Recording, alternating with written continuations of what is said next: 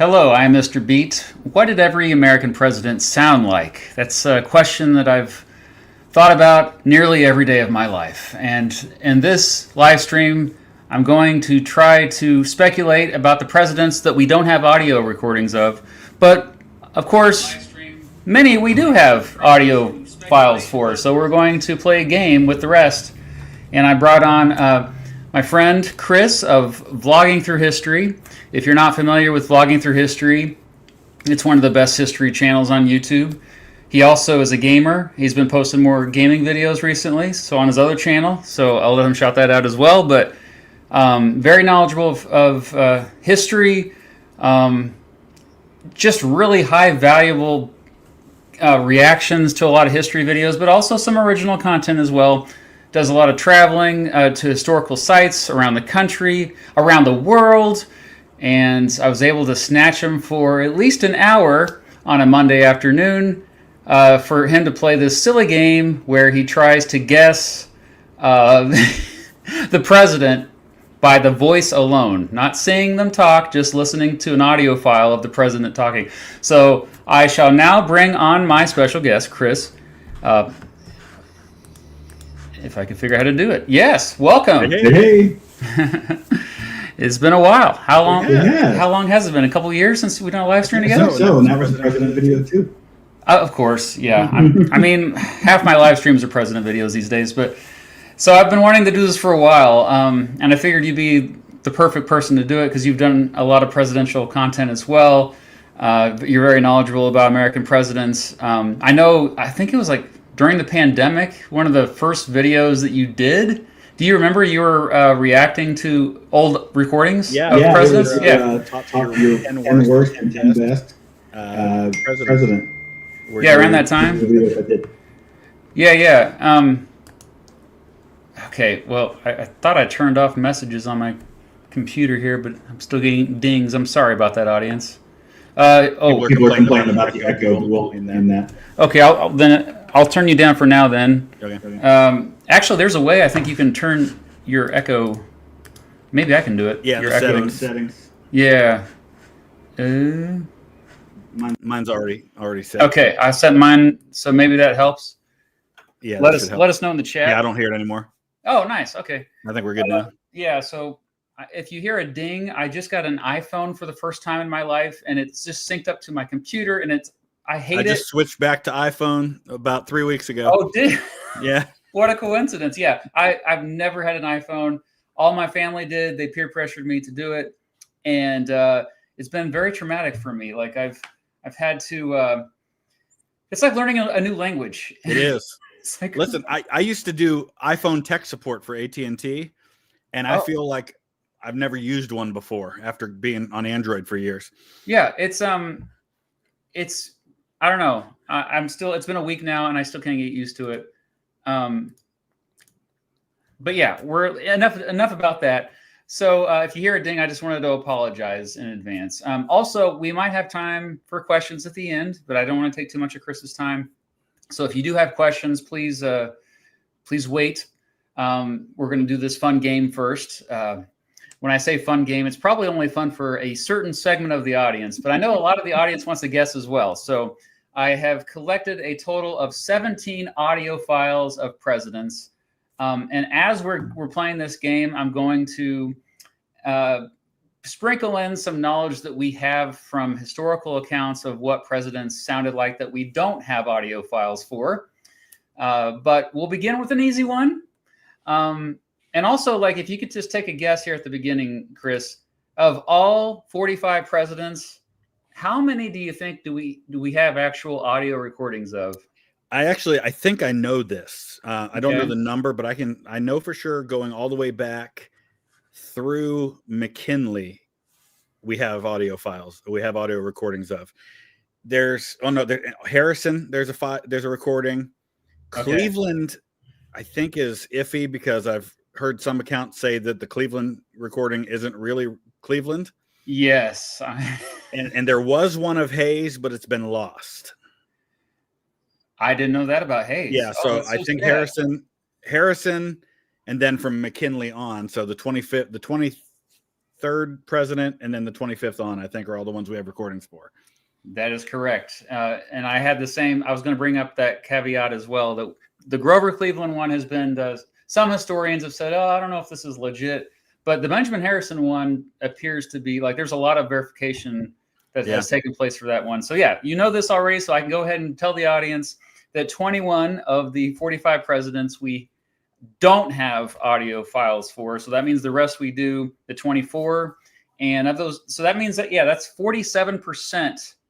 We only know what 47% of presidents sounded like. Or I'm sorry, that what 47% of, or that's 53% we do know sound like. 47 we don't know.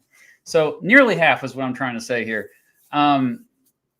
Okay, so let's go ahead and get right into it. We have to do this a weird way here because of the audio files weren't playing through the computer. But the mystery one first. I'm just going to play some of the audio file. Hopefully I won't like play parts of it where you'll hear, you know, the name mentioned, like context clues, like certain specific events, stuff like that. And then, so I'll jump ahead to like the middle of the file a lot of times. And also, yeah, again, this first one is pretty easy. So we'll just. These are the men who took the cliffs. These are the champions who helped free a continent. These are the heroes who helped end a war. Gentlemen, I look at you and I think of the words of Stephen Spender's poem. You are men who in your, quote, lives fought for life and left the vivid air signed with your honor. I think I know what you may be thinking right now. Thinking we were just part of a bigger effort. Everyone was brave that day. Well, everyone was. Do you remember the story of Bill Millen of the 51st Highlanders?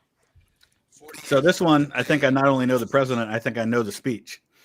Oh, well, you know the speech too. Okay, yeah. So first of all, who was the president? That's Ronald Reagan, the great communicator. I'm fairly certain that was his 40th anniversary speech for D-Day, the Boys of Pointe du Hoc speech. I believe so. 1985 is this, or not, or 1984. Yeah, it was 1984. Yeah, that was right. These are the boys of Pointe du Hoc. That's the one line I always remember from that speech. Wow, you get extra credit for that. You not only got the president. There were still a little bit of context clues in there, but yeah, you skipped past the most famous part of it. So I tried. So, was that a little distorted though? How did that sound on your end? It was a little distorted, a little quiet still. Okay. Yeah, so I can turn my microphone around and maybe I'll fiddle with some things. It's tricky because of the way StreamYard works. All right, so we've got the next one here. I'll skip ahead. Make sure that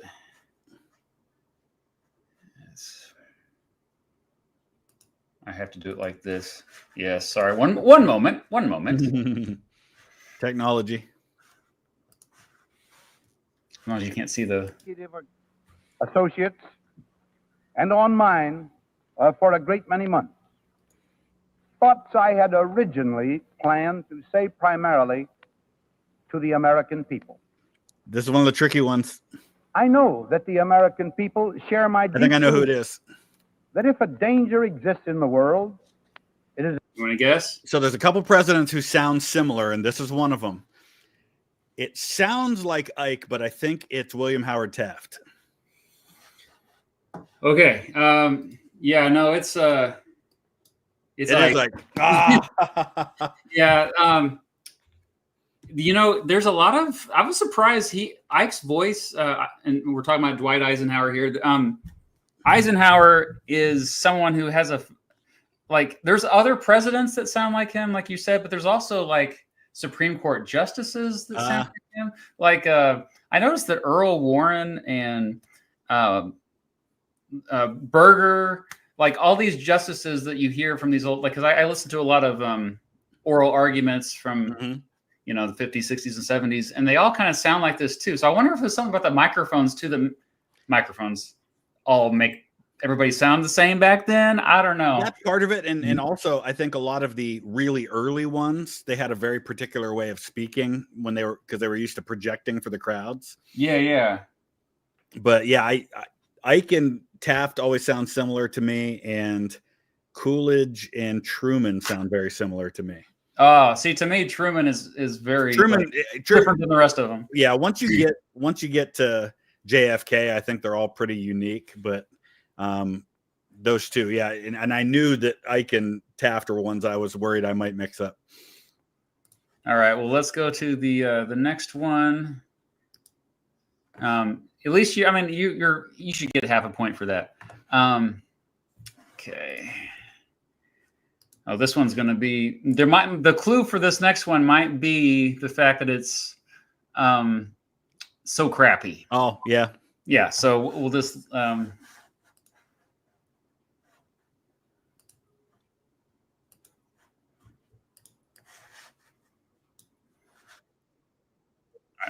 always forget I gotta add it on here. Okay. All right. Just a delay. American Congress in Washington, D.C. That was God. Yeah, I know this one. Thousands continue to live side by side in peace and prosperity. England, Harrison. Yeah. One of my fellow Ohioans.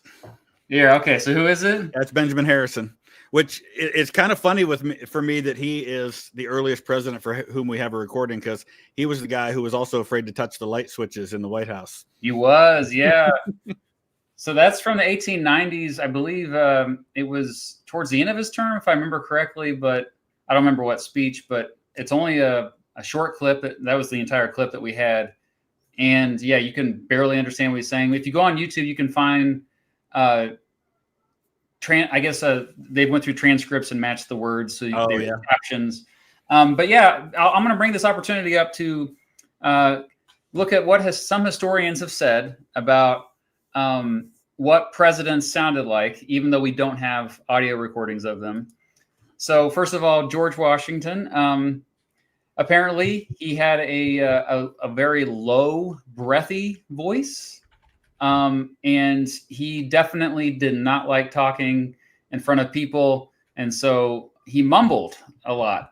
This is like one story I like to tell people is that when he first was inaugurated the first time, so 1789, there was somebody in the room who was just like, that was not a very inspiring speech. It was actually pretty bad.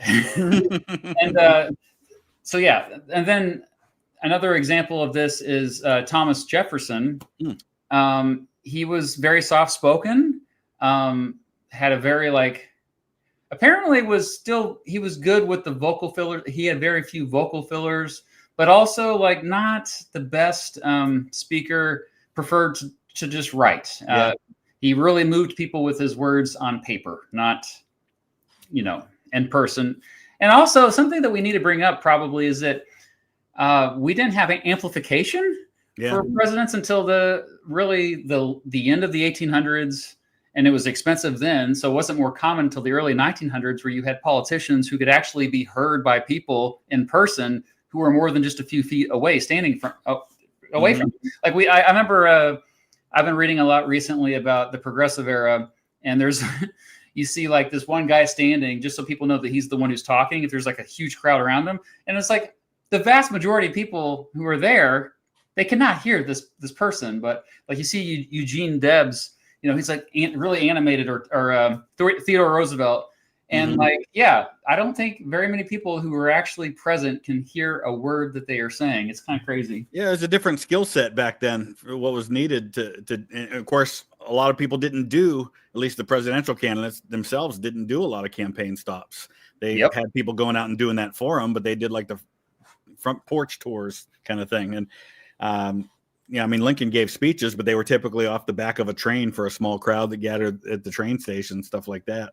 Yep. Different world as far as what you needed to do to be a politician.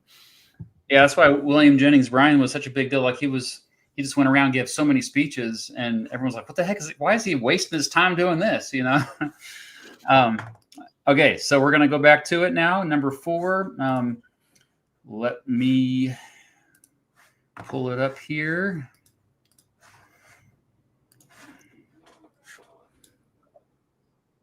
Okay, hold on. And this is another one too, where it's like he sounds like other people.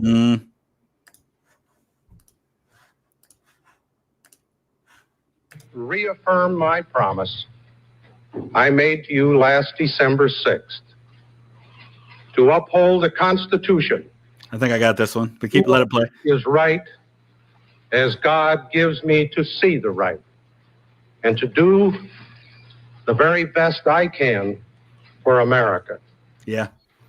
God helping me, I will not let you down. Who is it? As an Ohioan, I hate to even have to talk about the only Michigan president, but that sounds like Gerald Ford. That was Gerald Ford. Yeah. Yeah. He's another one who sounded to me like Berger, Justice. Oh yeah. Berger. Because there's also, I mean, it's the 50s to the 70s. It seems like so many people sounded the same. What makes it hard, like with Ford, what caught me off guard for a minute is I don't know that I've ever listened to him speak without also seeing him at the same time. So that like part of my brain was like, well, I think that's Ford, but I don't know, because any other time I've heard him speak, I've seen him on the screen. One of our multiple presidents who does not have his birth name. That's right. Leslie Lynch King. That really masculine name of Leslie. People in the chat were mad that I skipped right over John Adams, so I'm so sorry. I'll sprinkle these in here. So John Adams apparently, according to at least one account I could find, did have I guess what we call a New England accent. You know, we usually think of John F. Kennedy with that really thick New England accent, but also, I don't want to give these away because I'm going to help you for later on in this quiz, but Calvin Coolidge had that New England accent as well. But yeah, I don't know. Like I'm a little bit skeptical of that because like that's in the late 1700s. Right. I was going to say, what was a New England accent in the 1700s wouldn't be like, my understanding is that accent at the time would have sounded almost Irish to us today. Yeah. And in fact, if you watch the John Adams series, you hear some of those guys talking that way. And the Southern accent was closer to what a Midwestern accent would be today. Are you familiar with the Tidewater accent? Yes. Yeah.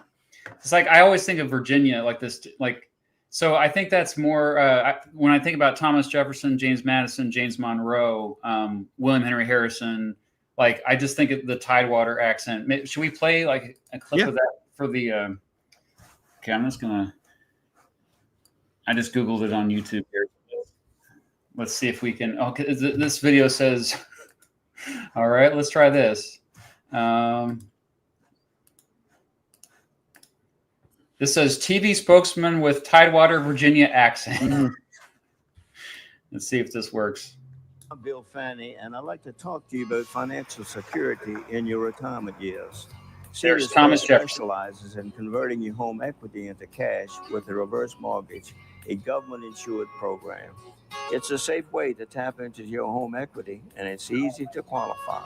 Just need to be 62 or older and be a homeowner with ample equity in your home.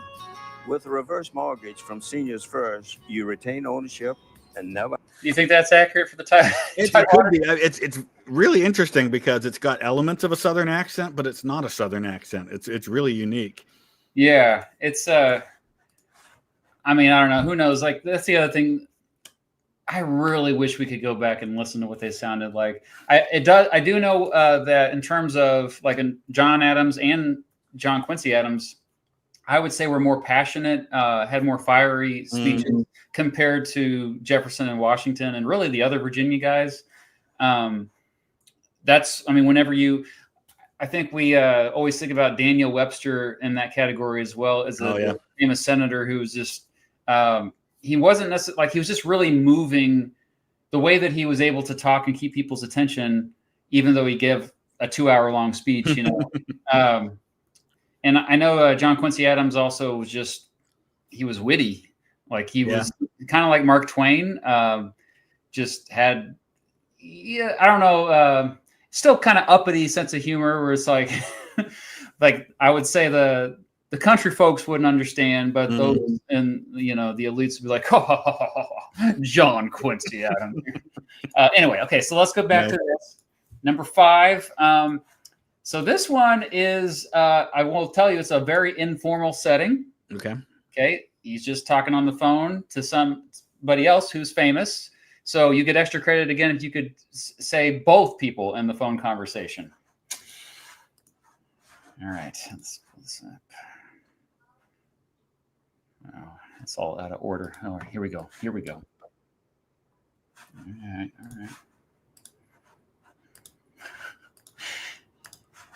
Two things.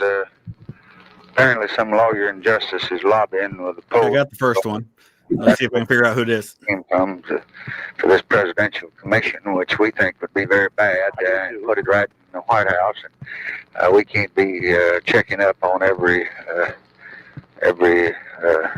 shooting scrape in the country. But they've gone to the Post now to get them an editorial, and the Post is calling up saying they're going to run an editorial if we don't do things. Now, we're going to do two things, and I want you to know about it. One, we believe that the way to handle this is, as we said yesterday, your suggestion that you whatever facility at your command and making a full report to the Attorney General, and then they make it available to the country in whatever form may seem desirable, as well as President. Second, well, the state is a state matter too. Who he's talking to, though? About it, mess it up, and I think that these two are trained organizations.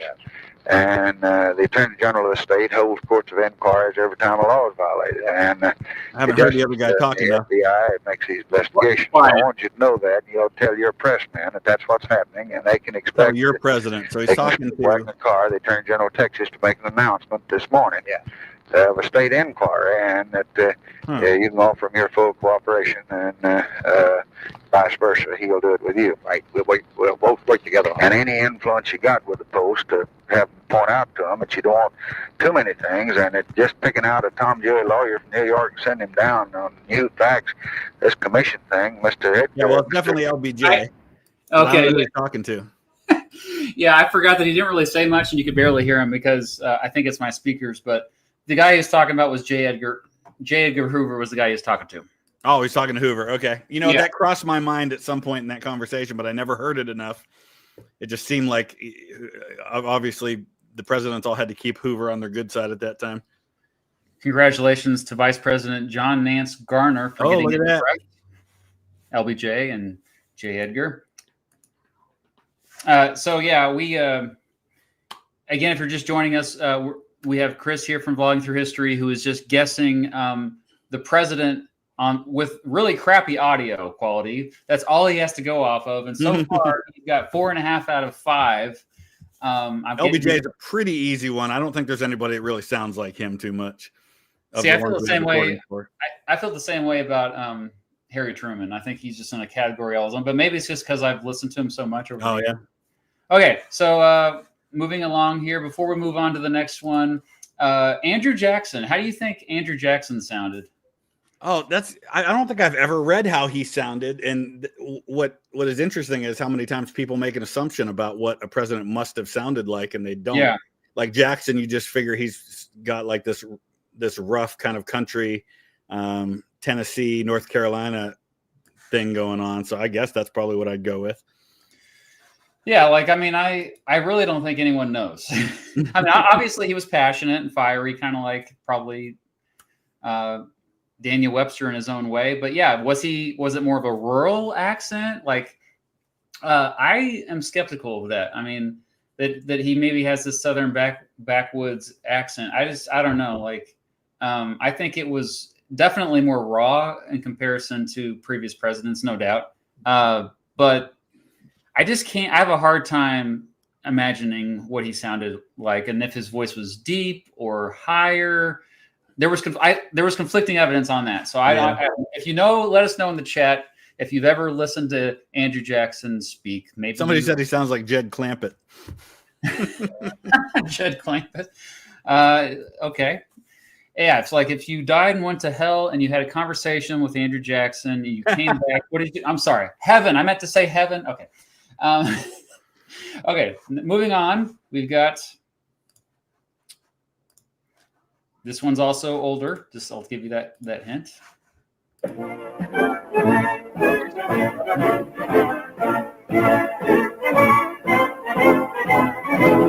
I said, now declare that the election is aimed to legislate for people on every question without speaking for the aid or consent of any other nation on earth.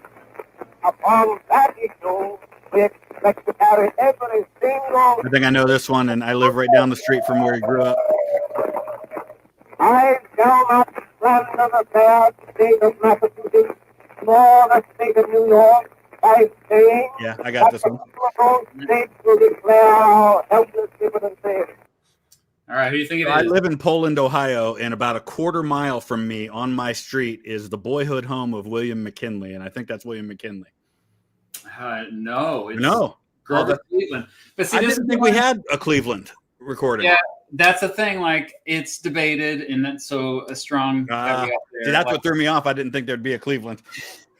Yeah, it's and also with that music before kind of is a little sus to me. I don't know. So take it with a grain of salt, everyone. But a lot of people have posted this audio online, and What made me think it was McKinley is when McKinley talked, and he's the only one who's from where him and Garfield are the only two from where I live.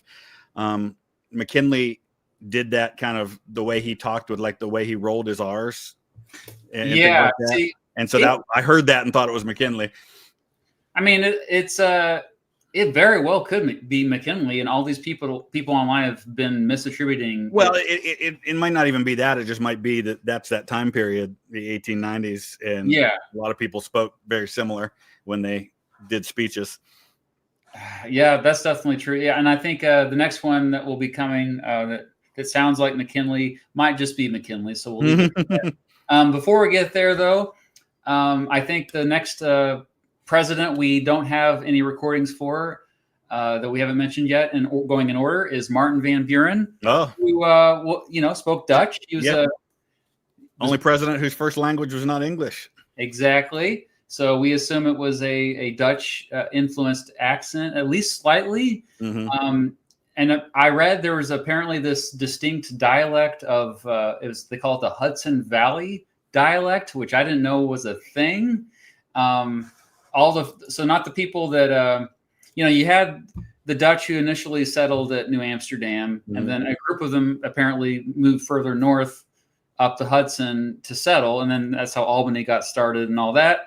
Apparently, they have their own little distinct. So if you're from that part of the country, Albany area, let us know in the chat if there is such a weird dialect there. Well, and even all the way up to during the Revolutionary War, I mean, Albany and that part of New York was still very rural and still dealing with like Native American incursions into their settlements and things like that. So it was very much on the frontier, even though it wasn't that far up the river from New York City.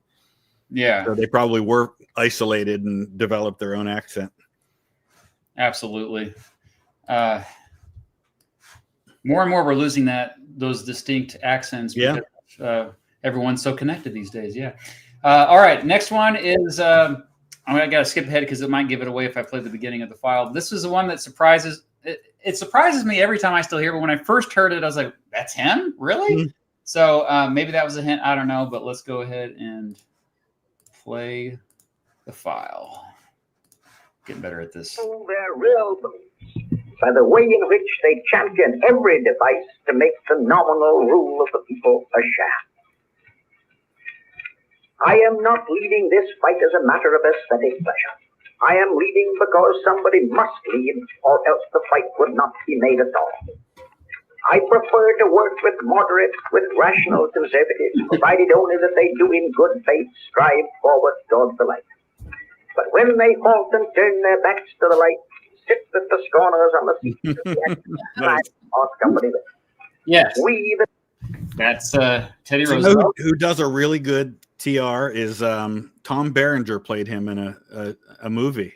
Thank goodness you didn't say Robin Williams. Okay. No, gosh, no, that's what everybody else says. No, Tom Berenger did a good, and he had that cadence and that voice about him that was very unique. Everybody thinks Theodore Roosevelt had a deep voice, just like they think Lincoln must have had a deep voice, and no, not at all. Yeah, no, that's that's why it surprised me. But sure enough, you got it. And I think even to this day, if it was me trying to guess, I don't think I would have got it right. I only know that because I had read that so many times that his voice was not what people expected it to be. Yeah. Okay, so well, before we get to the next one, William Henry Harrison, probably similar to the other Virginia presidents, although maybe what we call now a mid-Atlantic accent. So when we talk about mid-Atlantic, we're usually talking, if you're familiar with the show Frasier, how they talked, maybe is and some people still have that accent. It's still seen as kind of elitist, that form of. And then John Tyler, probably a similar accent to William Henry Harrison. Still very all those Virginians. Yeah. Do you have you ever read about James K. Polk's accent? No, but I mean, again, I guess we're talking about born in North Carolina but lived in Tennessee. So I would similar to Jackson, maybe. Yeah, I was going to say I would think it'd have to be just like Jackson, or at least the accent would be similar to Jackson's.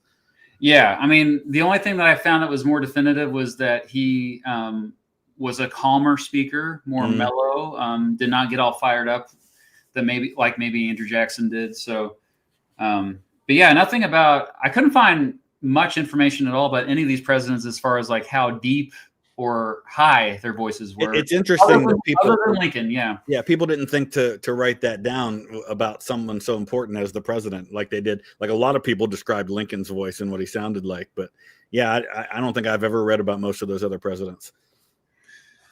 Well, maybe because they never anticipated that we'd be able to record voices. Who knows? That's true. People won't care about this sort of thing in the future. They won't care what people sound like or what they look like. Oh, yeah. Okay. Moving on with we're up to number 8. And this one, I will say, I briefly mentioned him earlier, so I'll leave it at that. Okay.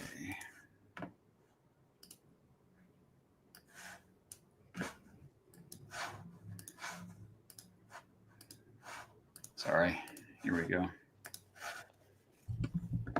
Skip ahead. Everyone to work for a certain part of his time for the government.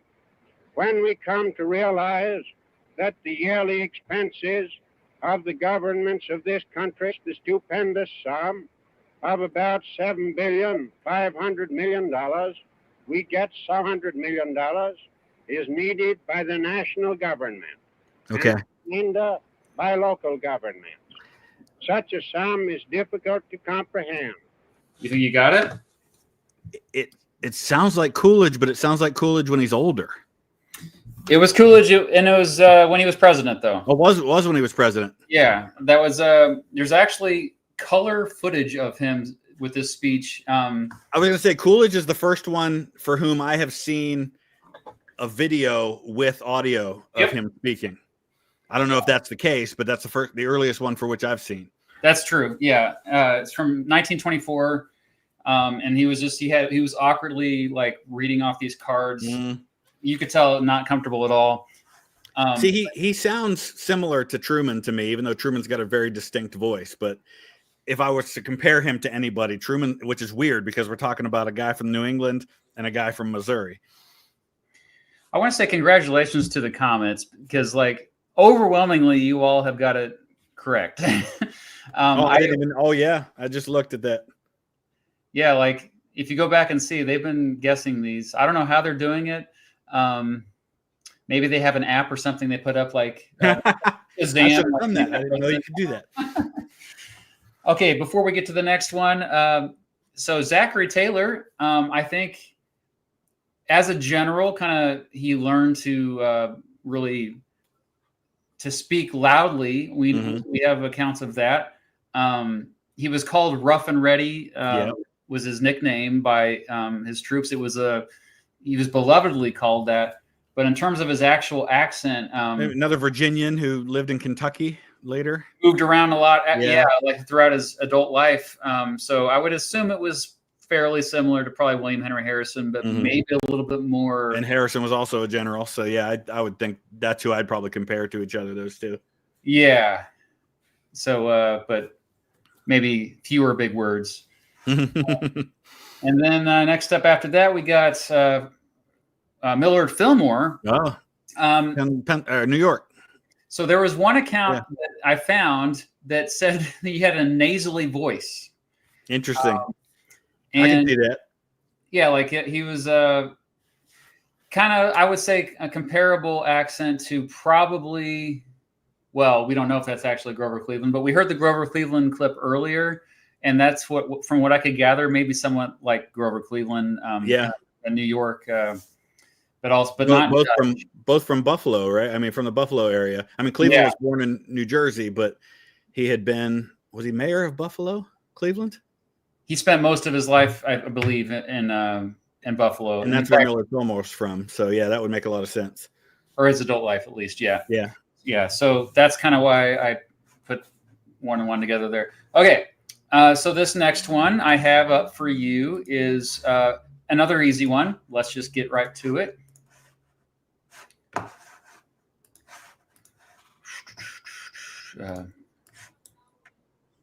Oh yeah, this is from an interview from after he was president. If you can guess the other person, that's also extra credit.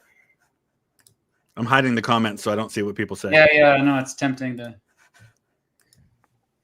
Well, I kept our country at peace. You know, I never sent a soldier into battle. I never bombed anybody. I Very distinct. negotiated peace for other people, like in Mideast and Zimbabwe. And I promoted human rights to the utmost. I think I've seen this interview. If people 100 years from now remember me, I would like for them to connect peace and human rights to my. I'll play the beginning, see if you can guess who interviewer was. Your own legacy. Oh, that was Larry King interviewing Jimmy Carter. That was very good. Yeah. So extra credit for you on that one. And yeah, Carter's one of those. He's really easy because he's such a unique South Georgia voice. Yeah. Probably one of the presidents I most wish I could have met. Yeah. Well, shoot. And I years ago, I was down there because I was at Andersonville, the site of the Civil War prison, which is only a few miles from Plains, Georgia. And I looked on the website for his church because they actually would advertise what Sundays he was teaching Sunday school. So if people wanted to come, and he wasn't teaching Sunday school the week I was there. So, because I was hoping I'd get a chance to go sit in on that. It's so funny. I thought about doing that myself. Like let's just maybe sit in on service with Jimmy. That would have been a cool experience to have for sure. I wonder how many people did that. I'm sure the church maybe had mixed feelings about that. They did, but I'm knowing Jimmy Carter, he probably sold it to them as this is a good thing. People are coming to church. It doesn't matter what the reason is. We're getting them in the door. And I think they would live stream their services on the weeks that he was there and stuff. Like at least from looking at their website and the fact that they advertised when he was going to be teaching, they obviously must have adjusted to it. Okay. Yeah. All right. Here's the next one. Number 10. Recent events have imposed upon the patriotic people of this country That's William McKinley. a duty greater than that of any since the Civil War. To me, is one of the most fun. The Civil War. Yeah. So the way he talked, it kind of made me realize that I think accents have changed dramatically, and it's like since the beginning of the 20th century. And I don't know exactly why that is, but listen to my accent. I can almost see where he grew up out my window. His boyhood home's a quarter mile from me. My great uncle built the house he was born in Niles, which my whole family's from Niles. So his birthplace is 3 miles from the house I grew up in. So about as close to his accent as you can get would be where I am. But yeah, it sounds completely different. I think a lot. That's why I wonder how much our modern accents shape how we think people sounded then, because like we think like Calvin Coolidge doesn't sound like John F. Kennedy to me. They're both from roughly the same part of the country. In fact, Coolidge was governor of Massachusetts, and to me, they sound very different. Coolidge sounds more like Truman from Missouri. Yeah, I don't know. I think that Coolidge and JFK sound more similar, but perhaps that's because I'm from Kansas and no one around here talks anything like that. So that's true. Yeah. Similar. I wanted to bring up the fact that my president songs I made, there's only 3 president songs in which I incorporated audio clips of them into the song itself. And this is one of them, William McKinley. Nice. That same speech that you just heard, I don't remember the name of the speech, but a clip of that I put in my William McKinley song. And then I also have a Warren Harding audio clip in the song I made it about him. And then Donald Trump, I put a clip of him and his song. That was fun. So yeah, like I think a lot of times, I think when I was going back and listening to my Warren Harding song, I also realized, oh crap, Warren Harding also sounds similar to William McKinley. He's also from that part of the country. From Ohio, yeah. Grover Cleveland sounds similar to him. Like so many of these Midwestern presidents who are also at the same time like more privileged, I think all his kind of sounded the same. And so I think we can kind of lump them all into that category. Okay. Number 11 here. We've got 6 more, I believe. And yeah, you're going to get this one. I can tell you right now, you're going to get this one. Let's. I probably shouldn't have added this one actually because it's too easy, but that's okay. I'm hiding the chat again. I don't remember which. Oh gosh, dang it! I was going to skip over that. Hopefully you didn't. I haven't heard anything yet. Oh, good. Okay, good. It said his name right at the very beginning. Oh yeah, no, I haven't heard it. You're still going to get it really easily.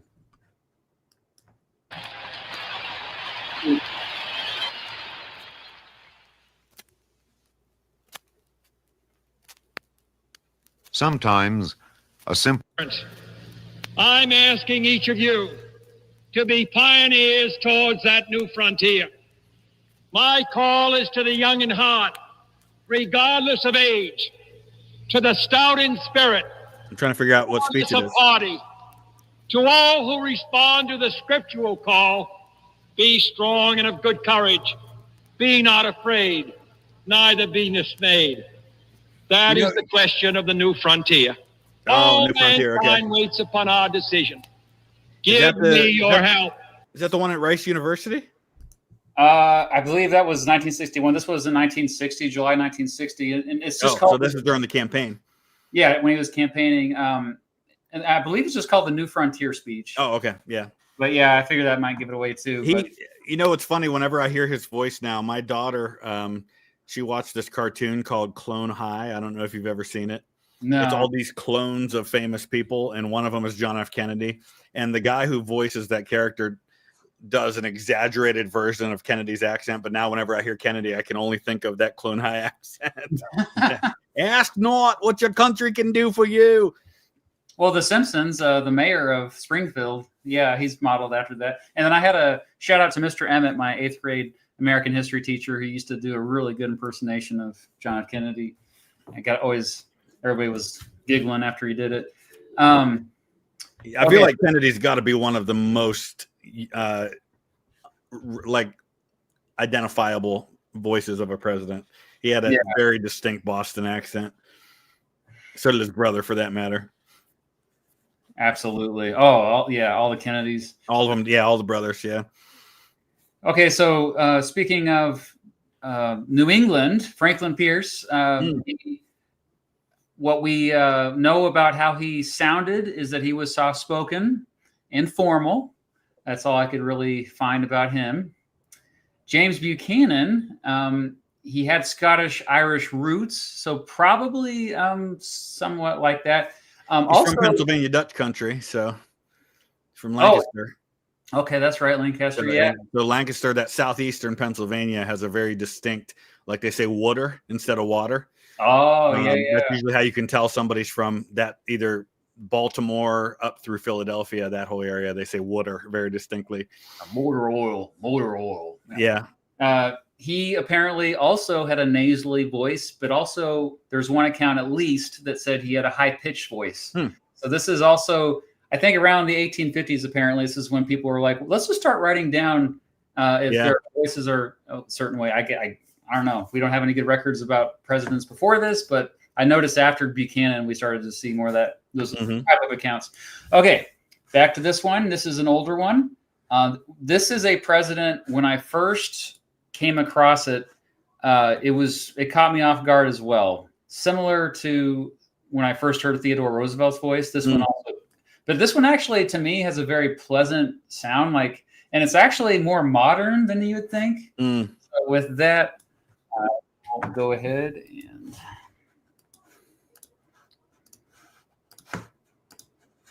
Pleased to admit that war has accomplished much in the progress of the world. I'm willing to admit that there are certain crises in the forward march of Christian civilization that perhaps could not have been met in any other way than by the sword. I'm willing to admit that war develops certain heroic traits. Okay. Yeah, I got it. And furnishes a test for the evidence of the highest character.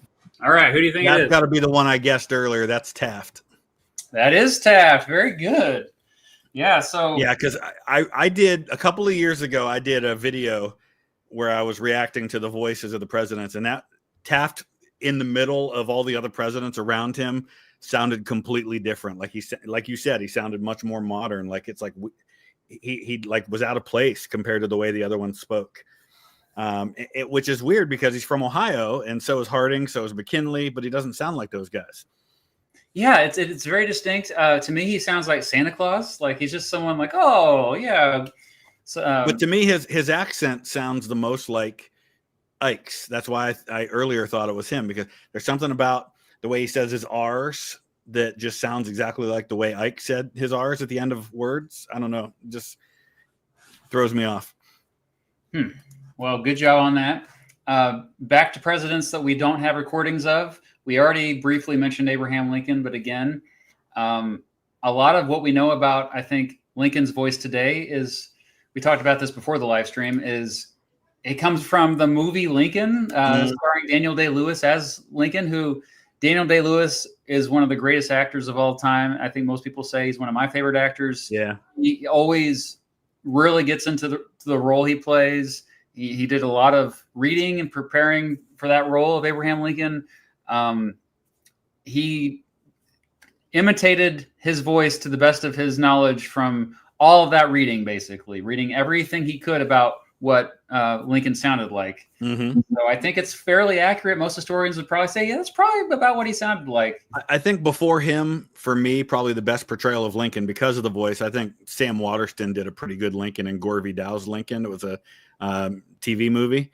Similar thing, had kind of the higher one, but I feel like Daniel Day-Lewis has now ruined Lincoln for anyone else ever portraying him again.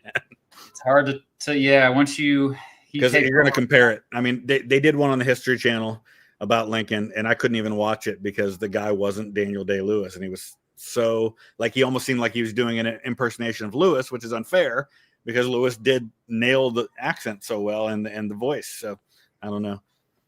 Yeah, I mean, I think the thing that throws people off is the high-pitched sound of it. You always think of these great leaders and I know it's bad to have this stereotype, but a great leader having a deep, booming voice. But no, it was a kind of a shrill voice.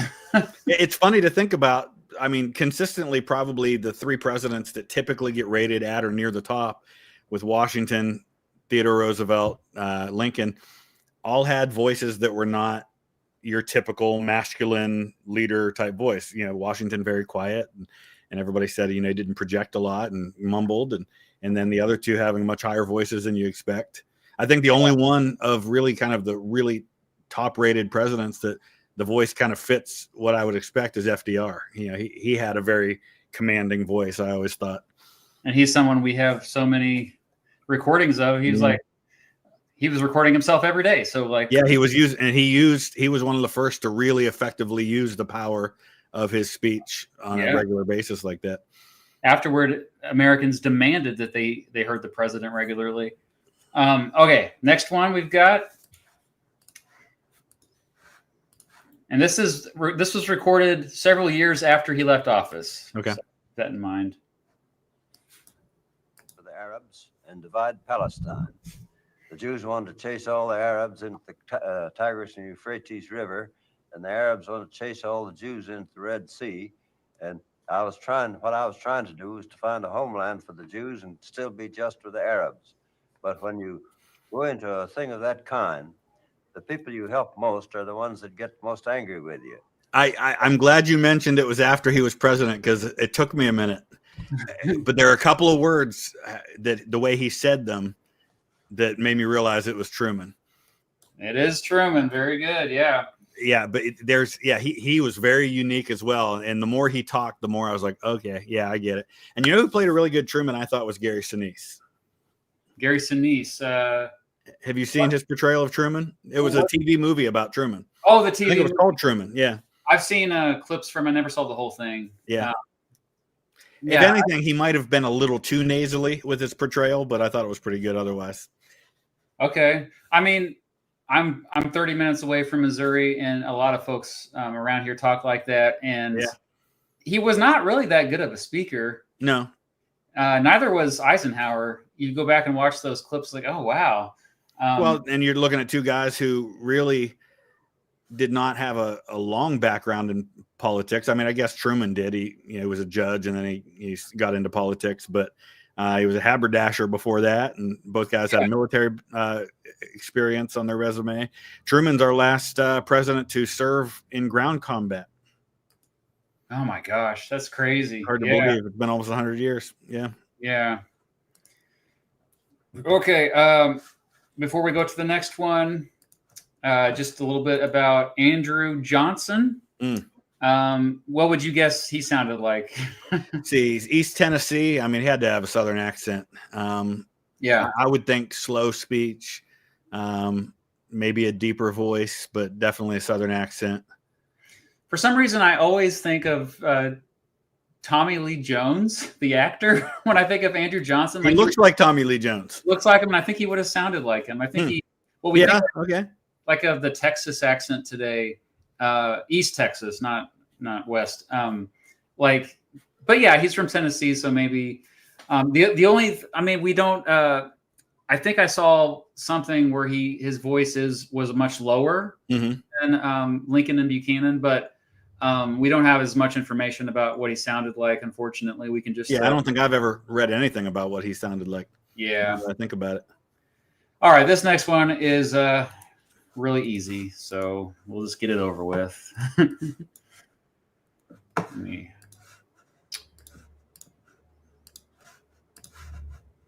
And plus it's hard not to find one where he mentioned context. This hemisphere. It is no exaggeration to say that all of us in the Americas would be living at the point of a gun. I'm trying to think of what speech this is. With explosive bullets, economic as well as military. It is definitely FDR. The experience of the past 2 years has proven beyond doubt that no nation can appease the Nazis. The Nazis. The Nazis. I like how he says that. Tiger into a kitten by stroking it. FDR has a very unique cadence appeasement to how he speaks. With ruthlessness.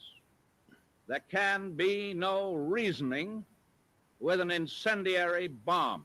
You're not going to probably. We know now that a nation. That was a fireside chat, and was it was restored. So that's why it sounded so good too. Yeah.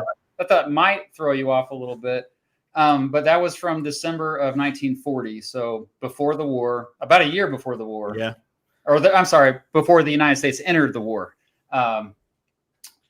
Yeah. So Franklin even if you didn't hear his particular accent, just the cadence, the way he talked, like you can almost hear him like hanging on words as he goes to the next word. He's got a very unique way of speaking. I've always really liked him as far as how he spoke and how he communicated. I thought he was one of the better ones of the 20th century. Oh yeah, a genius at communication. That's a big reason why people trust him so much. Mm-hmm. Yeah, he knew how to talk.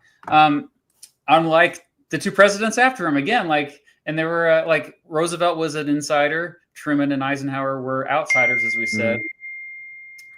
Okay, the next one here, before we get to that, Ulysses Grant. Any insights onto what he sounded like? I've read something about it, but I can't remember off the top of my head. I mean, he's southwestern Ohio, but then lived in Missouri for a while. People think of him from Illinois, but he lived in Illinois for like a year of his life. He lived in Ohio and Missouri way longer. Southwestern Ohio is more of like a Kentucky accent. So I feel like there's probably, like, to our ears, he probably would have had a twinge of a Southern accent. But as far as the pitch of his voice, I'm not sure. Yeah, I read that he had a monotone voice. That was interesting. I also a soft, not the best speaker, but I guess as a general, I guess that's the thing that surprised me the most, because all the other generals had kind of more assertive voices, and apparently Grant did not. Well, one of the things I've read about Grant is that people on their first impressions of him were surprised that this was the great general who had won all these victories, because he didn't put off an aura of being a strong military commander. But then as you got to know him, you started to see that. So he definitely didn't make a strong first impression in that way. Smaller guy too, especially standing next to Lincoln. Yeah. I think Grant was 5'7", 5'8", something like that, about the height of Napoleon. Okay. You ready for the next one? Yeah. This one might be a little trickier. I'm going to hide the comments. There we go. My countrymen, the first flaming torch of Americanism was lighted in framing the federal Constitution in 1787. The Pilgrims signed their simple and majestic covenant a full century and a half before, and set aflame their beacon of liberty on the coast of Massachusetts. Okay, I think I know. Pioneers of New World freedom. Who do you think? So Wilson and Harding both had surprisingly deep voices, but I think that's got to be Warren Harding. That is correct. Very good. Harding, another. I mean, he's Central Ohio, but there were touches of his voice that almost sounded Southern to me, at least compared to where I live. But yeah, I always thought Harding's voice, he always had a deceptively deep voice when I've heard him speak. That normalcy speech is something that I have heard a lot. So I think I know his voice very well compared to other presidents. And plus, it's probably made it part of my song I made about him. Yeah. But other than that, you're right. Is somewhat out of place compared to the other Ohio presidents. Kind of like Taft is out of place, I think. Mm-hmm. So speaking of Ohio, had an Ohio president since. Yeah, we have. Yeah. Well, he wasn't that good of a president. No, but that's my joke, is always that's why we haven't had one for 100 years. Yep. Speaking of other Ohio presidents, so Rutherford Hayes, we did have a file, like recording of him at some point. This is confirmed. Okay, I couldn't find any information about what he sounded like. No, I don't know either. And he's Northwest Ohio. He was from, where is he from? Wasn't it Miami area, or I'm confusing that with Harrison? Harrison was from, he went to Miami University. Oh, okay. Hayes was from, it's over like toward the area where Thomas Edison's from, but I can't remember the name of it off the top of my head. Is but I'm sure somebody will probably say it in the chat now that I've mentioned it. But yeah, he's probably, I mean, the closest two presidents to where he is from. He's about halfway between where Harding's from and where Gerald Ford is from. Oh, wow. In that area is where Hayes would have been from. Delaware, Ohio. Okay, so that is southwestern Ohio then. So that is near Miami, actually. Okay.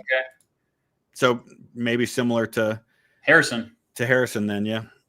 And then same thing with James Garfield. I couldn't find much at all, but he was actually known as a good speaker. I think he really projected himself and was good with words. Like, especially you go back and read him, you can say, like, he probably was captivating to listen to. So if I was alive in 1864, Garfield would be my congressman where I live.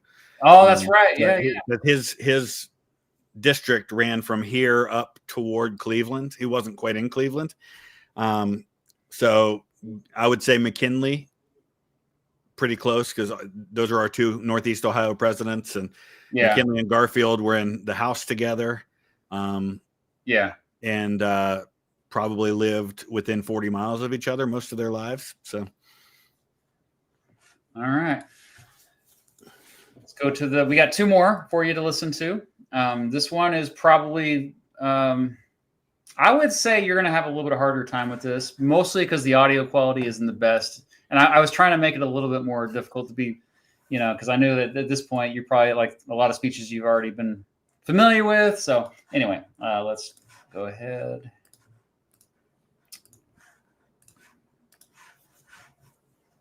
Skip ahead here. We must fight for our independence to the last shred of our material and physical strength, and the world should know that if we are to have peace, the greatest assurance from aggression against us is preparedness for defense.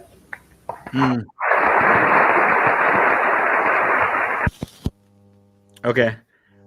Just by process of elimination. Yeah. That's another reason why I made it. I know who it's not. So it's got to be Herbert Hoover. Okay. Yep. That's it. You got it. So, but if I'd heard it in a vacuum, apart from everything we've done, I might have had a harder time with that one. But of the ones that I haven't heard yet, it had to be Herbert Hoover. He also was not. I thought he was a better speaker too. A lot of these presidents that were recorded, even you think they would have been better speakers. But well, again, I mean, this is a guy that's not, in my mind at least, not really a politician. I mean. In a traditional sense, he wasn't somebody who came up through the ranks, rising through different levels of politics. He was like a cabinet officer and then president. Quaker from Iowa. Yeah, exactly. So he definitely doesn't fit the mold. And am I correct in assuming that you feel like I do, that probably underrated in terms of his post-presidency? Oh yeah, and pre-presidency. Yeah, both. I mean, he's like John Adams to me. His presidency is the worst part of his record. Yep, I would agree with that. And I guess like the reason why I bring up the fact that a lot of these presidents, that we have lots of recordings of them, the people were more forgiving of back then. But today, think about all the flack that that Donald Trump gets and Joe Biden got for the way they spoke. Like, and a lot of it's related to their age. I get it; they're old men, but people are so critical of them when they and then remember George W. Bush, the Bushisms, like. But yeah, I mean, they're human beings. This goes back pretty like someone like Harry Truman, who's often considered a top 10 president. Dwight Eisenhower, top 10 president. Not that good of speakers. It's interesting to think and to ponder what might have been if some of those very popular and successful presidents existed in the modern era of politics, and vice versa. Because a lot of these guys, you read about their personal magnetism compared to how they were in a crowd. Like George W. Bush, for all of his failings as a public speaker and in front of the cameras, when you read accounts, even from people like Nancy Pelosi, they personally liked him a lot in person. And what you saw on camera was so very different than what people described they saw behind the scenes. And it makes me wonder if some of our presidents who were very good, like Lincoln, for example, who by his own admission was not an attractive man and would have had a high-pitched voice and, very homespun ways, could he have succeeded in the modern era of presidential politics? Yeah, this is a weird thing to think about. All right, before we get to the last one, the only other president that we haven't talked about yet who has not been recorded was Chester Arthur. Also, there's speculation that he may have also been recorded briefly, similar to Rutherford Hayes, but it's lost to history. But he was apparently kind of like snooty. Like he was kind of like... that fits the way he dressed and that kind of stuff. So yeah, like aristocratic style of talking. Don't know if it was high pitch, low pitch, or slow or fast. From New York City? No, he's from Vermont. He was born in Vermont, right? Born in Vermont, but his adult life he spent, I think, in New York City. In his later years, for sure. So yeah, like kind of like, I guess, elitist sounding probably as well. I think a lot of these presidents probably did sound very similar to each other. The more I think about it. Yeah, I wouldn't be surprised, because at that time you had a very small social strata that kind of were the aristocrats, and that wouldn't surprise me at all if they sounded similar. All right, here's your final one. Oh, okay. Let's who believe that this combination of forces may in the future bring them out on a plane where they can accomplish those things that their hearts have so long desired. I have no word of criticism for them. Then there is a third There's element. my T-shirt. Of which the less said, the better. To discuss it would be interesting, only if I could mention names, and I have forbidden myself that indulgence. We have in this party two things, a political party and a body of social reformers. Mr. Roosevelt puts forth an admirable platform. This is from 1912. For the people. But how is You want me to play the whole thing because you love Go it? ahead. Yeah, it's from 1912. I know the speech or the he going the to do recording. it? Oh, He proposes in his platform not to abolish monopoly, but to take it under the legal protection of the government and to regulate it. In other words, to take the very men into partnership who have been making it impossible to carry out these great programs by which all of us wish to help the people. It is perfectly... it's going to put me to sleep. Yeah. So again, Woodrow Wilson, very like surprisingly low voice. Boring. Yeah, it is boring. He sounds like a professor, which he was. Yeah. And it's interesting though. There's also a recording I've heard of him from 1923, and you can tell that the stroke has affected his ability to speak. He sounds completely different. Like he's slower, sounds older. You can tell that he's been affected by that. But yeah, I think that's from 1912. He's talking about the election, the three-way election with Taft and The third option. I think it's called the Theodore third Roosevelt. option. Yeah. He was talking about monopolies and saying, hey, you know, a lot of the same issues that we agree on a lot of these issues, but I'm the one who actually has better solutions, and they're just fighting with each other. And come on, guys, you know. Yeah, like I was a little surprised on how just dry he sounded. I don't remember what exact speech that was, but no, it was not Bill Clinton. It was Woodrow Wilson. Good job. So you got all of them right except for when I said Taft instead of Ike. Yeah. So except for, and I was afraid of that. I was afraid I'd get them mixed up, or that I would get Coolidge and Truman mixed up, depending on. Oh, and also you got Grover Cleveland wrong. But yeah. Grover That's Cleveland right. may not. That's for McKinley. Yep. Yeah. So for those wondering, there's probably some that are frustrated that I didn't play all of the presidents. The ones that I didn't. All would have been pretty easy. Yeah, Richard Nixon's would have been pretty easy. Obviously, the modern presidents, George W. Bush, Bill Clinton, Joe Biden. George H.W. Bush might have been a little bit trickier, but still pretty easy, Obama and Trump. If you are a youngin', though, you probably would not get them right. So, yeah, like I encourage you to, if you were born after the year 2000, just check out what George H.W. Bush sounded like, or Bill Clinton. I mean, Bill Clinton does, I think, if you go back and look at his speeches from the 90s, I think he was a pretty charismatic guy. I get why people really love him. I mean, he was legit good at talking. Same with Barack Obama. I think part of the reason why we have so much, we're so critical of Trump and Biden and George W. Bush is because Obama was probably the best speaker in American history. It's like he knew what to say exactly at the right moment with very few vocal fillers. I mean, but what's weird too, though, is like we are living in an era now. I think a lot of people don't want that anymore. They want authenticity, especially now that you can get a perfect speech from AI. So yeah, want stuff like this. They're tuning in because they know that we're going to make mistakes and I think a lot of people tried to sell that with George W. Bush too. In the aftermath of, you had 8 years of Ronald Reagan, then you had George H.W. Bush, but then you had Clinton. So you'd come off of 16 years of the past 20 where you had very good communicators, and George W. Bush came out and wasn't that. And the way they sold that was, well, he's the kind of guy like the regular Joe that you could have a beer with. Yeah. And they tried to make that into a positive that way. And I think too, at least for my generation, I mean, you and I are pretty similar in age. I'm a little older than you, but we grew up in the Saturday Night Live era of presidential politics. So all of our impressions of presidents are colored by how they were how they were portrayed on SNL, you know, so the kind of exaggeration of their features. So when I can't think of George W. Bush without thinking of Will Ferrell's impression of him, or Dana Carvey's impression of George H.W. Bush, and those kinds of things. Yeah, definitely. I think Ronald Reagan was somebody who was hard for them to capture. I just remember Phil Hartman did Reagan, but that's the only one I can remember is Phil Hartman. But Reagan was an actor. He was like, he could have been on SNL. So, yep. And same with Trump. I think people forget that he basically was an actor, like a reality TV star. Like, and so he had years of preparing, like years of media training. Yep. So, okay, we had some super chats. I wanted to before. It's been over an hour. I won't take too much more of your time. How much longer can you stick around? I'm good.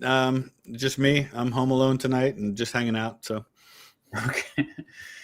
Getting into trouble listening to old audio. I'll be playing Xbox the rest of the night, so that's the trouble I'll get into.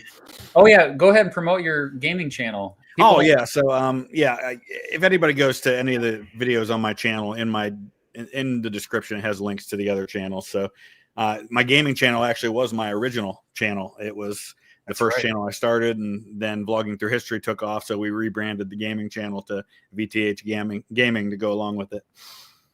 Oh yeah, it's so crazy how. Yeah, my first channel was not a history channel either. It was my band's channel.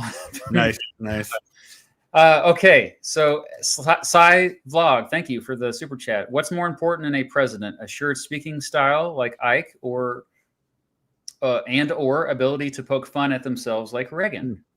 That's a great question. I think they're both important, but I think just in terms of the presidency of those two, I'd rather have somebody who has an assured speaking style, because that communicates not only authority, but also confidence. And I think if you can project confidence and project calm to people, that goes a long way. Absolutely. Points deducted from the current president. Yeah. And I've said that about him. Whatever you think of his policies, I feel like he hurts himself so much in that even people who might otherwise agree with his policies are so turned off by his rhetoric that they have a hard time supporting the policies. And so I feel like, at least in my lifetime, I've never known a president whose manner of speaking has so damaged his own presidency like him. I compare him to unforced errors. His vice president, JD Vance, has a lot of the same ideology, which it's a weird ideology. It's not really, you can't really fit it into one political party. But I think that, he's a much more effective communicator with those ideas than the president himself.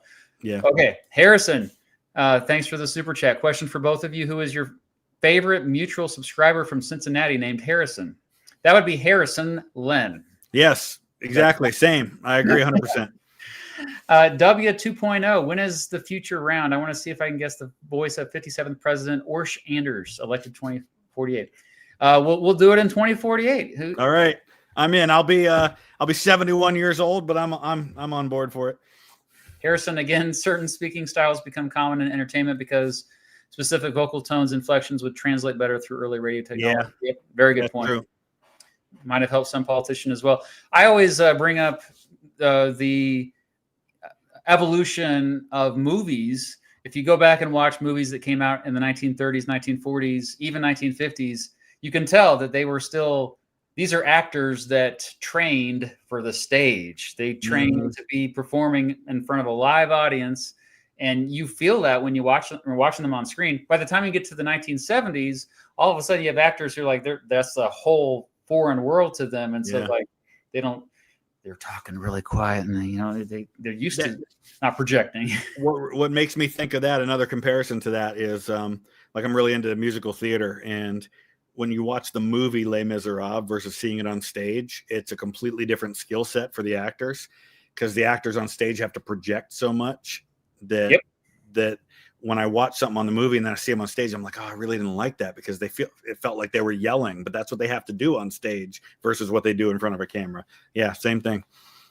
I didn't know you were into musicals. Oh yeah, big time. I learned about you. Yeah, that's awesome. So you liked Hamilton a lot. I did. It's funny. I initially did not, because I was like, oh, and when I heard the concept of it, I was just like, I don't know about that. But then my daughter got into it because my daughter and my youngest son are really into musical theater. She started listening to it in the car, and I really got into it. We've seen it 3 times now on stage. That's cool. Yeah, my daughters love musicals. My youngest, one of her favorite movies is Mamma Mia. But they both really weren't feeling Hamilton, but I need to give it another try. They'd rather perform, I guess, than watch.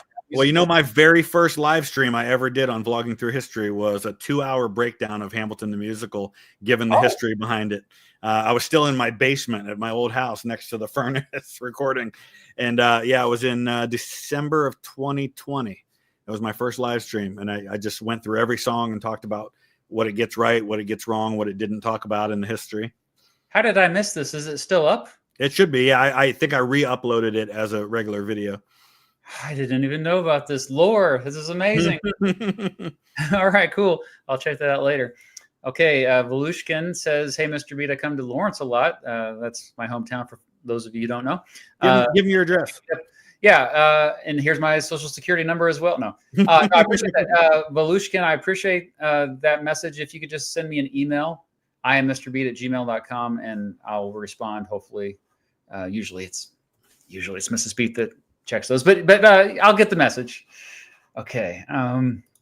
Heartman is here. I don't think you talk about Madison and Monroe's voices. Oh, we didn't really, we kind of, we did a little bit. You lumped them in with the other Virginians when we talked about the Tidewater accent. Tidewater. Yeah.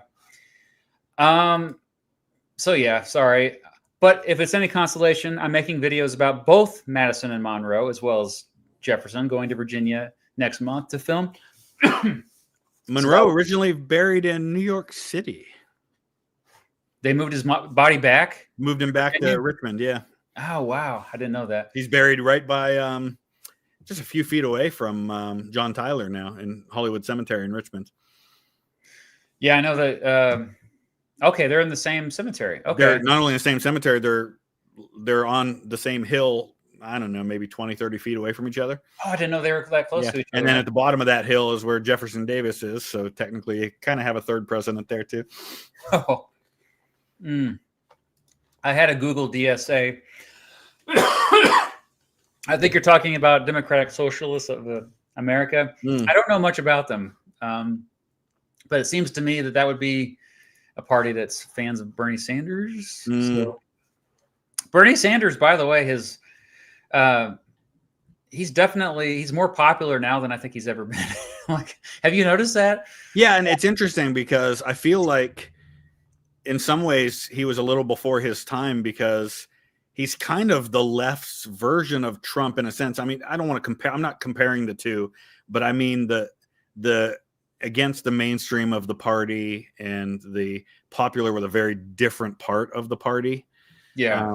I'm not trying to compare their personalities and things like that, but I feel like if Bernie Sanders came about now, he'd probably have a better chance than he did when he was running 10, 15 years ago.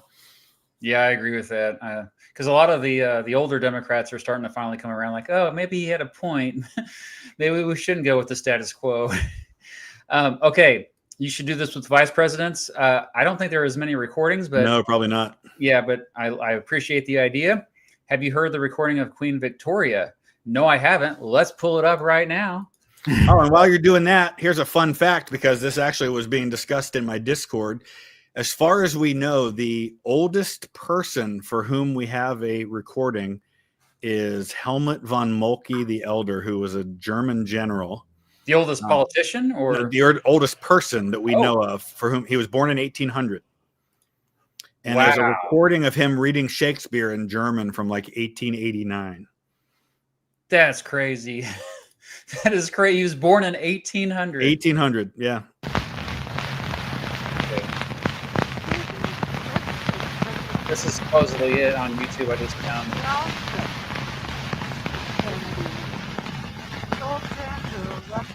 Can you hear that? Pretty much exactly how I expected her to sound.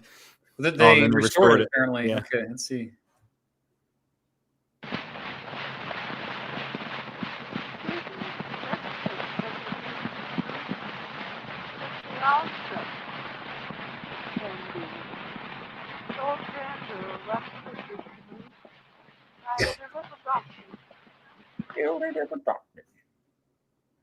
Wow, you can't really hear it very well, but this is fascinating. I didn't know we had recordings of Queen Victoria. So interesting. Born in 1819, I think. So yeah, pretty far back. Yeah. Okay, got a few more here. This one's more serious. Concerned yet about the integrity of our democracy? Are we the frog in boiling pot or not? Courts, Palantir, etc. Will elections in 2028 happen? I know you're not as alarmist as I am. So this is a really good question for both of us because maybe you can make the audience feel better and I can freak them out. So I want to start with of being alarmist here because I am concerned. I share this stuff on social media a lot. I try to be level-headed, but it's hard when you're living through it. It's like, because, we are in a chapter of American history now I think we've never been through before. And it may not end up being as big a deal as we think it is. But yeah, I think the Constitution is being tested right now. I think it's the only other comparable situation with the president just ignoring the Supreme Court was Andrew Jackson. We've never seen a president just dismantle the executive branch in this way without congressional authorization. Although now it does appear that Republicans are mostly on board with what he's been doing. But still, it's like, I think the Palantir thing, for those who don't know, do you know about that? I only know about the one from Lord of the Rings. That's a company that is a data collection company. I don't know much about it, but apparently they've been contracted to work with the executive branch and to consolidate a bunch of personal private data about Americans, which is of course concerning. The other concerning things, I am concerned whenever you have free speech under attack. I do not. I get worried about that. We've had people deported just simply on their speech alone, and then immigrants, of course, are even those who are here legally. I feel like there's this chilling effect that they could be, taken away from their family at any moment. Will elections in 2028 happen? I think so. But the fact that he's bringing up, I'm going to run for another term, like, no, dude, that's unconstitutional. So those are just a few of my thoughts. What do you think? So first of all, I would say there are absolutely things that are very concerning that he's done. And I don't think that I think that the folks who, like you described yourself, are alarmist are not doing so without reason. He's definitely done things that should alarm people. I think some of us tend to think of it being played out in a certain direction in worst case scenarios, and others are like, I don't think it'll get to that point. As far as the elections go, I'm not the least bit worried about 2028 elections happening.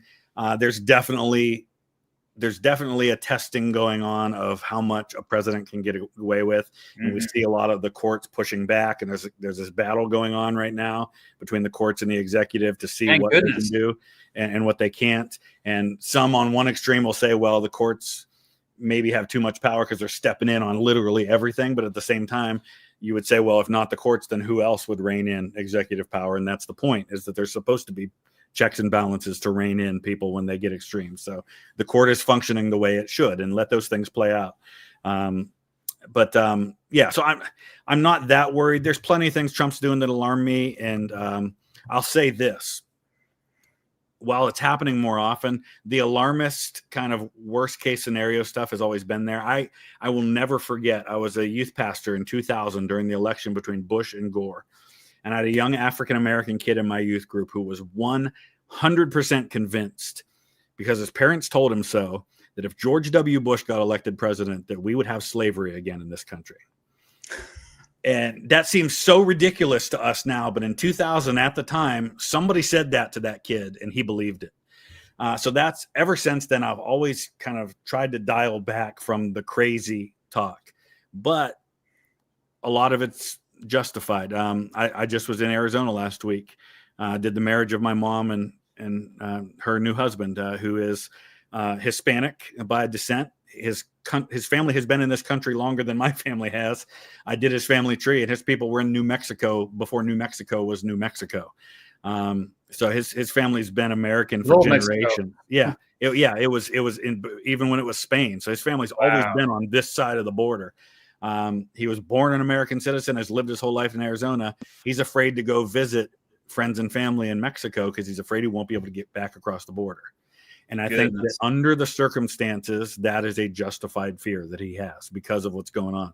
Even if I were to, and I tend to agree with some of Trump's policies. I don't agree with the implementation of those policies. I feel like we're taking a blowtorch to things that need a scalpel. And that's the problem. Is I think, for example, if you think there's a problem with illegal immigration, I agree with that. But how we're going about fixing the problem is not the way to fix that problem. And that's my problem that I have with it. Yeah, I think that you have pretty moderate views that are probably similar to the vast majority of Americans, honestly. It's like, I just think that, and then it's weird because there's also people that lean to the left who are just like, yeah, burn it all down. I don't even care anymore. Yeah. And that even alarms me even more. The doomers who are just giving up and they just want to like bring it all down. I'm like, honestly, for me, I want to see what the parties look like 10 years from now when Trump's no longer on the ballot. Because that's what I'm still unsure about right now is this shift that we're seeing in the electorate a permanent one, or is it just really because of Trump? And is it going to settle back to what it was after Trump's gone and not on the ballot anymore? And I think a lot of it has to do with what happens in 2028. If Trump is fairly, or if the country's in a good place and JD Vance runs and get elected, then we probably see it stay permanent. If he doesn't and there's a pushback, then who knows?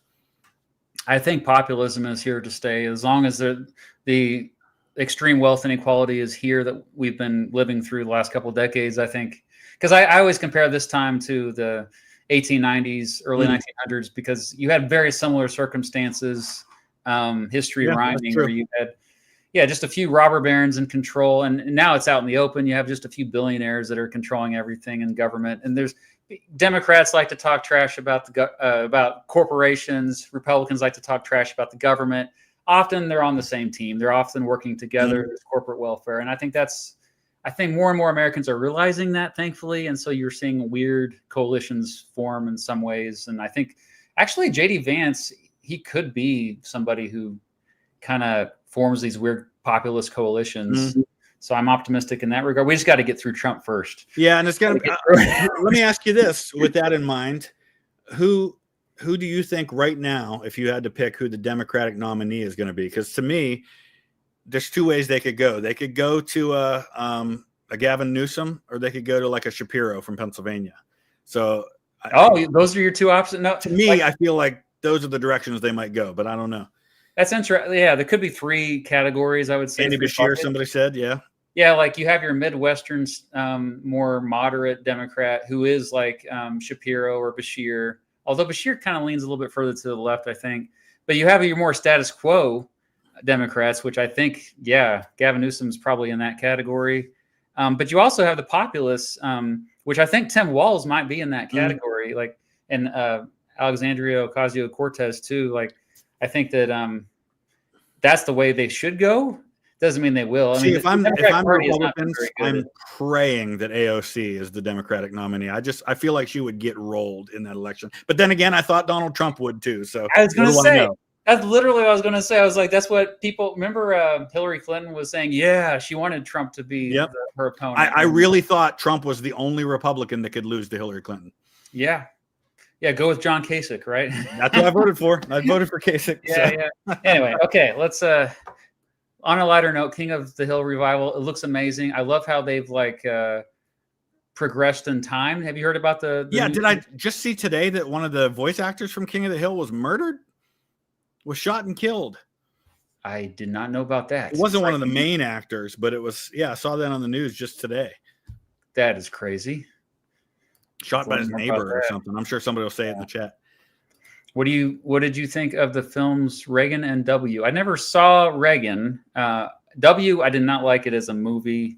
It's just not a good movie. Never seen either one of them. Okay. Yeah, Josh Brolin was the actor who played George W. Bush. That's the one that, was that the one? No, Vice was the one that had Christian Bale as Dick Cheney, right? Oh, yeah. Yeah. That was actually... I have seen that one. Had its good moments.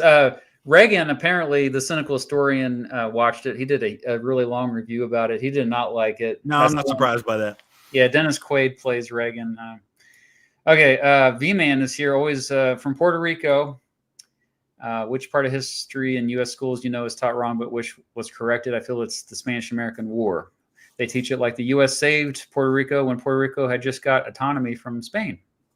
I think that's, I would say the Philippine-American War is, which some people say is an extension of the Spanish-American War, but I would say that's definitely, it's not even taught at all. It's a lot of history curriculums don't even include it, which to me is not good. But what do you think?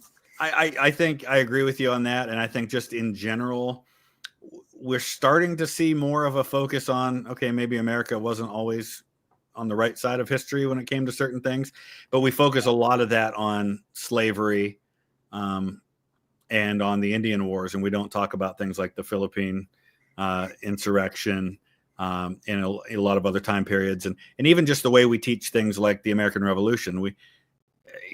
Granted, I don't know how, obviously you were still in the classroom until a few years ago. We focus so heavily on taxes and that we ignore a lot of other really important reasons why the revolution happened that had nothing to do with taxes. Did you watch the Atunchai? No, I'm waiting to do a reaction to it, but I think he probably covered, knowing him, he probably covered some of that stuff pretty well. Yeah, it was eye-opening. What's crazy is that I watched that whole video. It's like 50 minutes long, and it's just mainly him on camera, and that's how good it is. But yeah, that's the only problem is it's kind of long, so you might have to break it into chunks. Okay, great question, V-Man. Vlog had a follow-up. Should everyone take a leaf out of Reagan's book, Learn to Laugh with Opponents, Take Away the Bad Blood? I mean, I think in different times that would. The problem is, like we see Gavin Newsom doing that now, and Democrats are attacking Gavin Newsom for doing that. You can't do that. This is a serious issue. You have to, Yeah, I get that from people too. People hate that I'm like trying to find common ground with people that they don't want me to find common ground with. Yeah.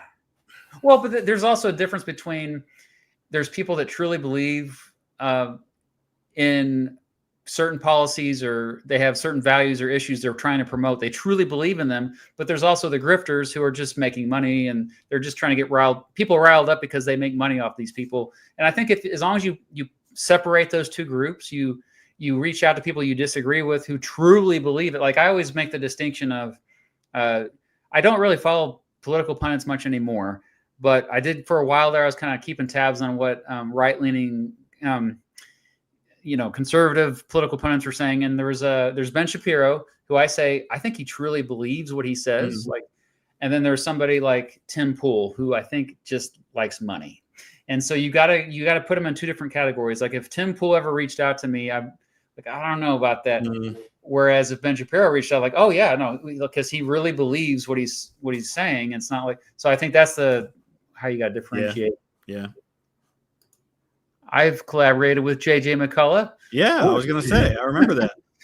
Yeah. Hopefully I'll be seeing him in a couple weeks at VidCon. Oh, nice. Yeah. Yeah. You're not going to VidCon. No. I need to make plans to do that next year though. Yeah. We're actually not going to VidCon itself. We're just going to events nearby. Because VidCon itself is kind of. Should we mention that you and I are going to be seeing each other soon, though? Let's do it. Yeah, right. Like it's because now I still haven't bought the plane tickets, but yeah, let's do it. I'm going to Ohio.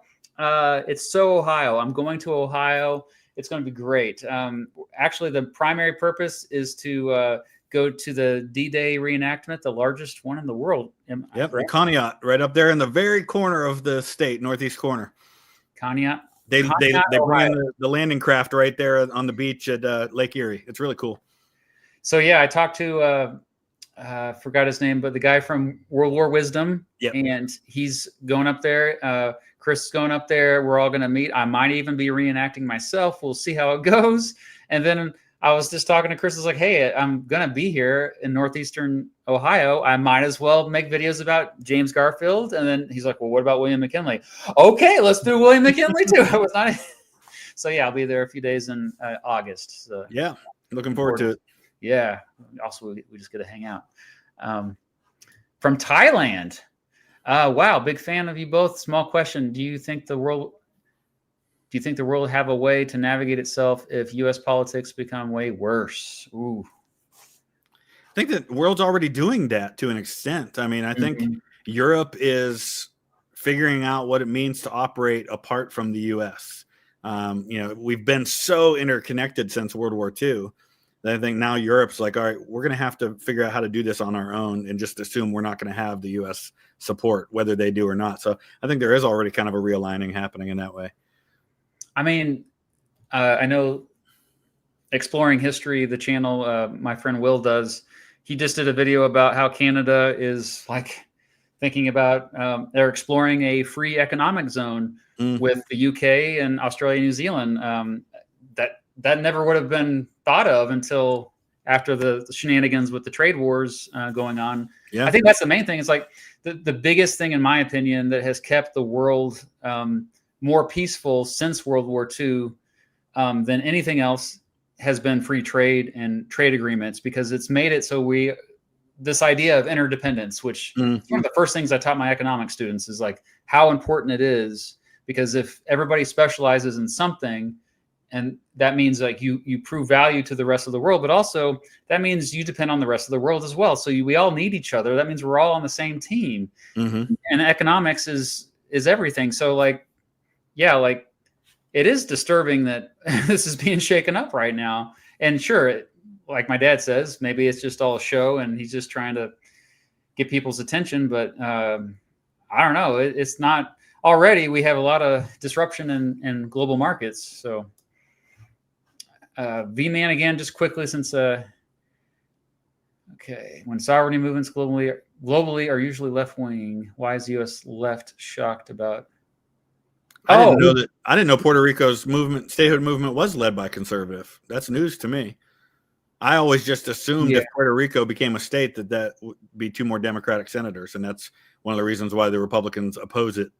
Oh, yeah, no, actually, if you look at polls, a lot of time, my understanding was that it was just as many left-leaning people wanted statehood as right-wing. And actually, the politics of Puerto Rico are all over the place. Like, I think they're socially conservative, but economically lean to the left. And so I think it's weird. Yeah, like there's no guarantee that they would be Republican senators or Democratic senators. I feel like one of the reasons why it would be so hard to add a new state right now, regardless of what that state is for the same reasons why in the 1840s and 1850s it was so difficult, is that balance of power idea. And because it's so evenly divided, that whatever side thought they stood to lose by that state coming into the union would probably oppose it, which is unfortunate. But yeah, it's very rare to have majorities for anything. It seems like the only way they can pass major laws if only they're an omnibus package where there's something for everyone. Like, oh yeah, well, at least I'm getting money for my home state, or district. Yeah, it's crazy. Elon, hello. Do you think Trump will deport legal immigrants? Well, he already has, but by accident. So I think these accidents will continue to happen probably. Yeah, I would agree with that. I think it'll happen, but maybe not necessarily intentionally. Although, I mean, if you look at, they're not really immigrants, but if you look at what's happening, like with college campuses, with people who are here legally for education, and they're revoking those. I mean, in a sense, because they spoke out about Palestine. Is that why, or is it? That's part of it. I think that's one of the main reasons we've seen it happening. But I could see that being extended to other people finding reasons why a person was originally allowed here legally, but now we're going to go back and say, never mind. Yeah, look back at the election where you had the focus on the Haitian refugees in Southwest Ohio. That stupid thing with Springfield. And, I could see that kind of stuff being an issue. Alan also asked if the Trump administration will deport citizens, and they have done that as well. They have deported kids who were born here legally. Remember, there's an executive order that the president did that said that just because you're born here doesn't mean you're guaranteed citizenship. Of course, there's a legal battle because the Supreme Court has already decided that the 14th Amendment guarantees citizenship if you're born here under the 14th Amendment. And I think that was intentional because that creates an opportunity for the court to revisit it potentially, which is probably what he was after. Yep, that's actually the Heritage Foundation has long criticized that decision. It goes back to the 1890s, the Supreme Court deciding that. So yeah, it's kind of crazy how a lot of these changes they want to make go that far back. Like, bring back the tariffs of the 1890s as well. Okay, I'm just going to take one more question here, and then we'll wrap it up because the smoothie has got to my bladder. Too much information. Sorry about that. But Dalton, thank you. Out of curiosity, I wonder what your thoughts on Kelly is. Oh, well, Chris knows nothing about probably the governor of Kansas. Oh, is that where this is? Yeah. Yeah. Thoughts on Kelly as governor is I voted for her, but really fallen out of love. And who you think will run for governor in the next election? And hi from Atwood. Okay. Well, hello, Dalton from Kansas. Yeah, Laura Kelly is the governor. She's a Democrat, but she's moderate. Here in Kansas, a lot of Republicans here, but she still got reelected. And now, like this, this happens from time to time in Kansas. The politics here are really weird. I try to explain this to folks. Like, yeah, I think overall the state leans to the right, but it's also very pragmatic and less ideological. They're willing to say, like, okay, I might lean far to the right on this one issue, but realize that this other issue is more important at this time. That's just kind of I see this not only in Kansas, but all the Great Plains states. Ohio's that way too. We're a very red state that overwhelmingly voted for Trump now, and we have all our statewide offices are Republican. But we also just enshrined abortion rights into the Constitution. So, I mean, we have the potential for that. Also, cannabis too, right? That was we have legalized recreational marijuana in Ohio. Yeah, they did in Missouri, but not in Kansas. But it's also where Texas is also made, I think, all because the Farm Bill of 2018 said that. There are certain loopholes for THC that you could you put it in food or drinks, then it's actually legal. Mm-hmm. So technically every state in the country now you can actually get THC. And Texas actually reversed that recently, and that was really controversial. I thought that Texas is supposed to be the free state, and here it is It's interesting since you were talking about governor's race in Kansas, talking about the one coming up in Ohio. Right now, the only declared candidates, both are from within 10 minutes of my house. Oh, my God. They're both Democrats. Tim Ryan, who lost the Senate race to J.D. Vance. His wife teaches at my elementary school. Oh, that's right. Yeah. And he's from Niles, which is William McKinley's hometown. And he's talking about running. Amy Acton is already declared. She was the health director during the whole COVID crisis, and she's from Liberty, which is the next town over from Niles, which is only a couple miles away from me. And then our now lieutenant governor is Jim Tressel, who was the president of Youngstown State University, which is 10 minutes from my house. So, and a lot of people think that the reason that Mike DeWine made him lieutenant governor is to make him his successor when in the gubernatorial race next year. So that'll be interesting. He's probably one of the most beloved people in Ohio. So it'll be interesting to see if it comes down to him versus Vivek Ramaswamy for the Republican nomination. I don't see Ramaswamy doing that well. I don't either. A lot of people in Ohio don't even realize he's from Ohio. and if Tressel runs as a Republican, like everybody in Ohio loves Jim Tressel. So I have a hard time thinking he wouldn't get elected. So. Mm-hmm. And I think he would be more in the vein of Mike DeWine, he's conservative, but he's a reasonable conservative. He's not a Trump conservative. I think Vivek would be seen more as a kind of in the vein of Trump and J.D. Vance. So it'd be interesting. Divisive. Yeah. It's still kind of early. I mean, it's only the beginning of June of 2025, and a lot of people are already talking about the 2026 midterm elections and statewide elections, local elections. So who knows? I think there's a lot of people that haven't even entered the ring yet that maybe haven't even thought about it. So I know Laura Kelly, a lot of people want her to run for Senate next year, but she's done. And so I think what's going to happen already though, is I've noticed, did you see, I posted a video about 3 weeks ago. One of my first subscribers of my channel is running for Congress. Really? Oh, I did see that. Yeah, that's really cool. Yeah. So it's just kind of crazy to me because, yeah, he had just started law school when he was getting into my channel. And like we met up in DC and he was just sitting there like, just like any of my subscribers today, spitting out all these really obscure facts about American political history, like talking about stuff that no one else does. It's like, it'd be weird if somebody like him got into Congress.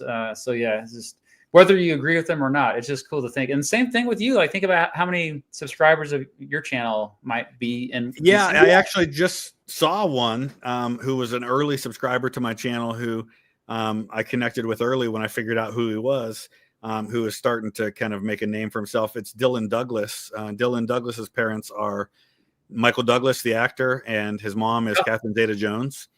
And he was like probably one of my first 10 or 20,000 subscribers. And wow, we started talking on Instagram and I saw the blue check and I'm like, who is this guy? And then I realized who he was.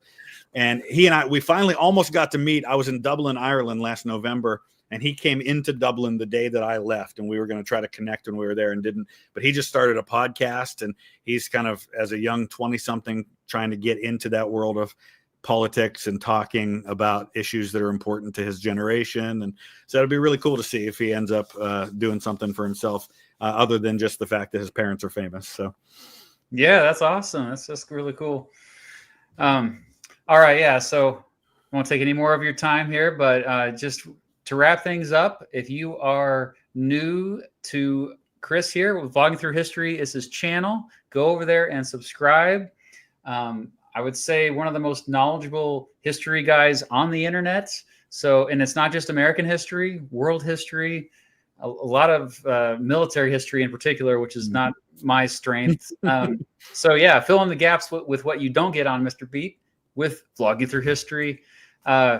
Thanks for doing this. Thanks for playing the game. That was, you should get an award or something because you did really well. You did better than I thought you would do on that because you got an A. Congratulations. Oh, well, hey, I'll take that. It's been a long time since I've been in a classroom, so I'll take an A for sure. And everyone watching and listening, thank you for doing so. Thank you. The group did really good. You were saying that a lot of them, because I was like, I clicked on private chat on the thing, so I didn't see everybody's comments. But then I would click afterwards, and it seemed like everybody was getting it. So good for them. Yeah, what can I say? I got a smart audience. So thank you, everyone. And until next time, bye-bye.